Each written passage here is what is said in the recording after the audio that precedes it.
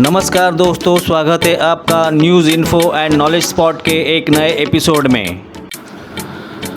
अगर कोई देश किसी संगठन में शामिल होता है तो वह उसका निजी फैसला होना चाहिए, न कि उसका पड़ोसी मुल्क उसे जबरन रोकने की कोशिश करके उस पर हमला करे।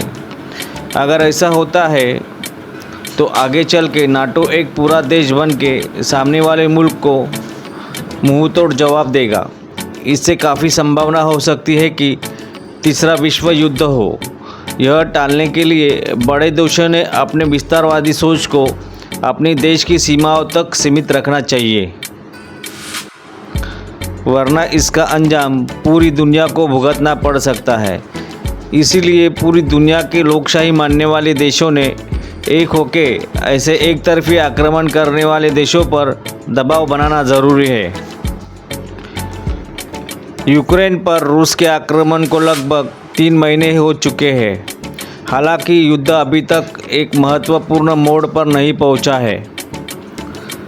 इस बीच स्वीडन और फिनलैंड को रूस से एक और चुनौती का सामना करना पड़ेगा। रूस की सीमा से लगे दोनों देशों ने नाटो की सदस्यता की घोषणा कर दी है। अब दोनों देशों की संसद इस संबंध में एक प्रस्ताव पारित करेगी और नाटो को एक आवेदन प्रस्तुत किया जाएगा।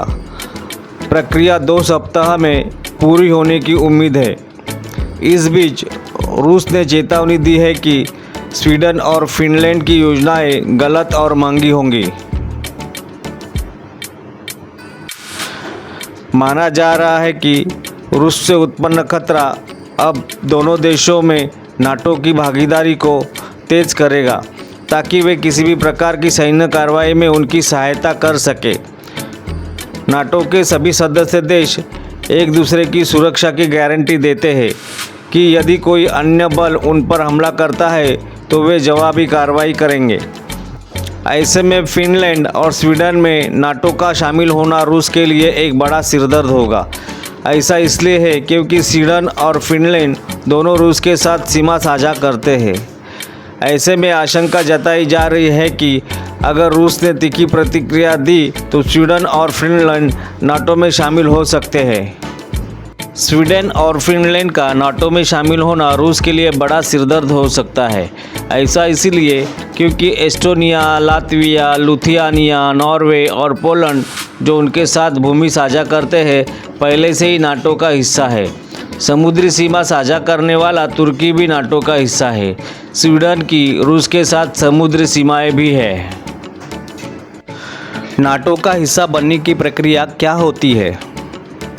अगर कोई देश नाटो का हिस्सा बनना चाहता है तो उसे एक औपचारिक आवेदन नाटो को देना होता है। यह पत्र सरकार द्वारा जारी किया जाता है। इसके बाद मौजूदा नाटो सदस्यों की एक बैठक बुलाई जाती है और यह निर्णय लिया जाता है कि आवेदन करने वाले देश को प्रवेश दिया जाए या नहीं। प्रवेश सभी देशों की सहमति से दिया जाता है, क्योंकि समूह के प्रत्येक सदस्य के पास वीटो पावर होती है। विशेष रूप से आवेदक देश यानी जिस देश को नाटो का सदस्य बनना है, वह देश मूल्यांकन करता है कि वह संगठन की सुरक्षा में कैसे योगदान दे सकता है। सब्सक्राइब करें, लाइक करें, कमेंट करें और वीडियो पसंद आया तो शेयर करना ना भूलें।